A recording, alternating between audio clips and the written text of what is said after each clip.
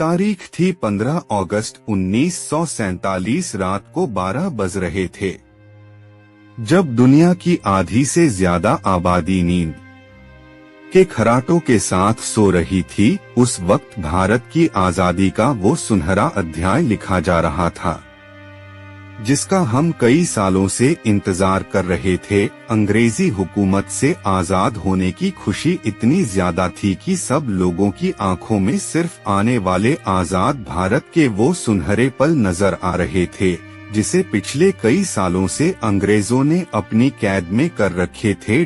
उस वक्त देश के पहले प्रधानमंत्री पंडित जवाहरलाल नेहरू आजादी का पहला भाषण शुरू करते हैं। इस भाषण को अ ट्रिस्ट विद डेस्टिनी के नाम से जाना जाता है।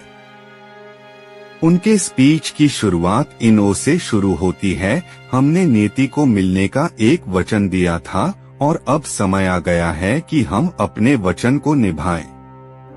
पूरी तरह ना सही, लेकिन बहुत हद तक। आज रात 12 बजे जब सारी दुनिया सो रही होगी, भारत जीवन और स्वतंत्रता की नई सुबह के साथ उठेगा। आखिरकार अंग्रेजी जकड़न की वो काली रात खत्म हुई और सूरज की पहली किरण के साथ आजादी की वे सुनहरी सुबह हुई। लेकिन ये कोई आम सुबह नहीं थी, बल्कि इस आजादी की सुनहरी सुबह को पाने के लिए कई वीरों ने अपने प्राणों का बलिदान दे दिया। लेकिन जितनी खुशी हमें आजादी की हो रही थी, तो दूसरी तरफ एक ऐसी दर्द भरी दास्तां हमारी चौखट पर दस्तक दे चुकी थी।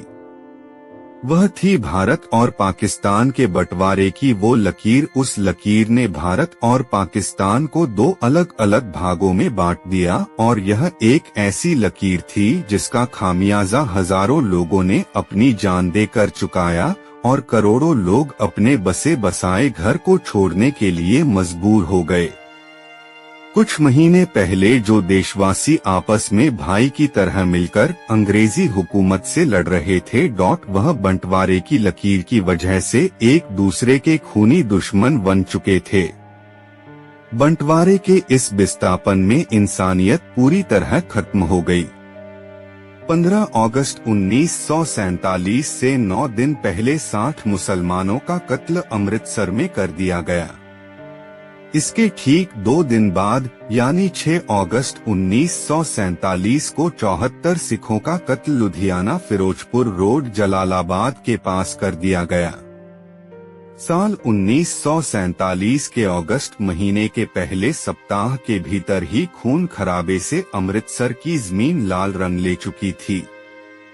हर रोज तकरीबन 100 से अधिक लोग अपनी जान गंवाकर बंटवारे की कीमत चुका रहे थे।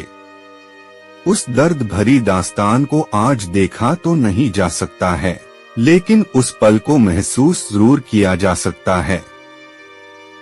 आजादी से 48 घंटे पहले यानी 13 अगस्त 1947 को लाहौर से अमृतसर के लिए एक ट्रेन रवाना होती है।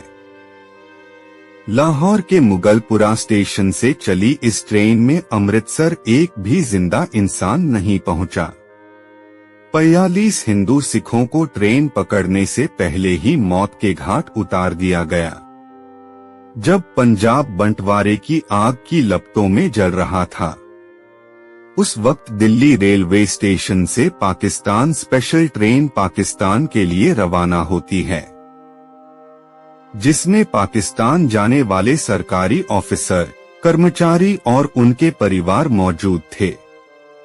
पाकिस्तान स्पेशल को दिल्ली से शानदार विदा किया गया, मगर जैसे ही यह ट्रेन पटियाला पहुंचती है तो पहली बार किसी ट्रेन पर हमले शुरू हो गए, और जिसमें एक महिला और एक बच्चे की मौत हो जाती है। और जब इस बात की खबर लाहौर और कराची पहुंची तो बदला लिया गया। अमृतसर आने वाली पहली ट्रेन से जब पाकिस्तान से वह ट्रेन अमृतसर रेलवे स्टेशन पर पहुंची तो उसमें एक भी जिंदा इंसान नहीं था।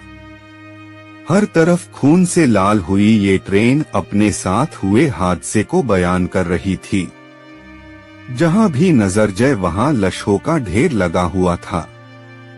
किसी के हाथ कटा हुआ था तो किसी के सिर, इन बेकसूर लोगों के खून से रंगी ट्रेन ये बताने के लिए काफी थी कि बंटवारा कितना दर्दनाक था। 15 अगस्त की शाम पाकिस्तान से जो ट्रेन आई अमृतसर के रेलवे स्टेशन पर, उस ट्रेन के अंदर सिर्फ और सिर्फ लाशें ही लाशें मौजूद थी और ट्रेन के आखिरी डिब्बे पर जो लिखा था उसे सब लोग देखकर हैरान रह गए। उस ट्रेन के आखिरी डिब्बे पर एक पर्चा छिपा था जिस पर लिखा था पटेल और नेहरू के लिए आजादी का यह तोहफा है। इसके बाद दोनों तरफ से आने वाली में लोगों को मारा जाने लगा, जिसमें कई बेकसूर लोग बलि चढ़ गए।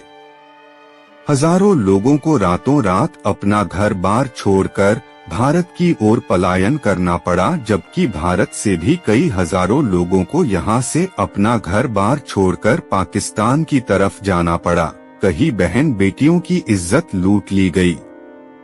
सरहदों को आपस में जोड़ने वाली रेलगाड़ियां हजारों लोगों के लिए जिंदा ताबूत बन गई। यह बंटवारा इंसानी इतिहास का बहुत ही काला अध्याय माना जाता है, जिसके बारे में आज भी सुनते हैं तो शरीर में एक अलग प्रकार की सिहरन पैदा हो जाती है। भारत और पाकिस्तान का बंटवारा करने में मोहम्मद अली जिन्ना का सबसे बड़ा रोल था। अगर मोहम्मद अली जिन्ना राजनीति में नहीं होते तो शायद कोई समझौता हो जाता और आज का पाकिस्तान नहीं होता। मोहम्मद अली जिन्ना भारत के पहले प्रधानमंत्री बनना चाहते थे। फिर जिन्ना को यह लगा कि पूरे भारत का प्रधानमंत्री तो नहीं बन सकता हूँ, लेकिन पाकिस्तान का जरूर, और फिर वही कुछ ऐसा ही हुआ। 3 जून 1947 यह वही तारीख है जिस दिन भारत को आजाद करने की तारीख को तय किया गया और मोहम्मद अली जिन्ना के पाकिस्तान को अलग करने की भी जिद पूरी हो गई। इस दिन 15 अगस्त 1947 तारीख को तय किया था। दिन बचे थे 73। इन 73 दिनों में जमीन का बंटवारा, लोगों का बंटवारा, भारत में जमा रुपयों का बंटवारा, इसके साथ ही रिजर्व बैंक के खजाने में पड़ी सोने की ईंटें, सब कुछ बांट देना था, जो कि इतना भी आसान नहीं था। बंटवारे का ये काम 2 अनुभवी अधिकारियों के हवाले किया गया। इनका नाम था HM पटेल और दूसरे थे चौधरी मोहम्मद अली। ये दोनों लोग बंटवारे में महत्वपूर्ण भूमिका अदा कर रहे थे। इनके नीचे भी कई छोटे मोटे अधिकारी काम कर रहे थे जो अलग अलग एरियाज से रिपोर्ट बनाकर इनके पास भेज रहे थे। इन्हीं रिपोर्ट के आधार पर ये दोनों अधिकारी बंटवारे की सिफारिश तैयार करते थे, जिन्हें आगे विभाजन परिषद के पास भेजा जाता था, जिसके अध्यक्ष थे खुद लॉर्ड माउंटबेटन। पैसों का बंटवारा कुछ इस तरह हुआ कि भारत की बैंकों में पड़ा पैसा अंग्रेजों से मिलने वाले पैसे में सिर्फ 17.5% हिस्सा पाकिस्तान को दिया जाएगा और इसके बदले पाकिस्तान भारत के ऋण का 17.5% हिस्सा चुकाएगा। इसके अलावा भारत के सरकारी दफ्तरों में पड़ी चल संपत्ति का 80% हिस्सा भारत के लिए और 20% हिस्सा पाकिस्तान के लिए तय किया गया। फिर इन दफ्तरों में पड़ी हर उस चीज का बंटवारा किया गया। मेज, कुर्सियां और टाइपराइटर तक की गिनती करके भारत पाकिस्तान में बांट दिया गया। इन सब चीजों को आपस में बांटने के लिए कई जगह लड़ाई तक हुई। इसके अलावा भारत की लाइब्रेरी में पड़ी पुस्तकों को लेकर भी इन 2 मुल्कों के बीच पेंच फंस गया। एनसाइक्लोपीडिया ब्रिटेन को किसी तरह भारत और पाकिस्तान में बांटा गया कि पहला खंड भारत को दिया गया, फिर दूसरा खंड पाकिस्तान को, इस तरह आपस में बांटा गया। यहाँ तक कि लाइब्रेरी में पड़े शब्दकोश भी आधा आधा फाड़कर भारत पाकिस्तान में बांट दिया गया। एक एक करके सभी चीजों को भारत और पाकिस्तान में बांट दिया गया, लेकिन भारत के गुप्तचर विभाग को पाकिस्तान के साथ साझा नहीं किया गया।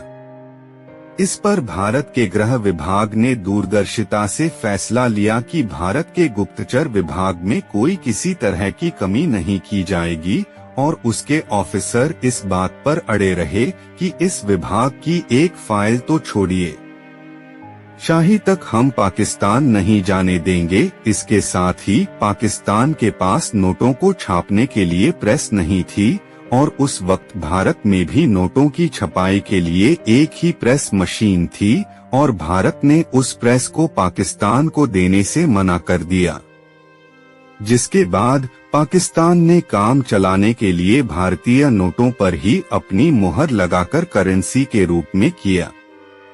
इसके अलावा एक बंटवारा और अहम था, वह था भारतीय सेना का, जिसमें हिंदू, मुस्लिम, सिख सब थे।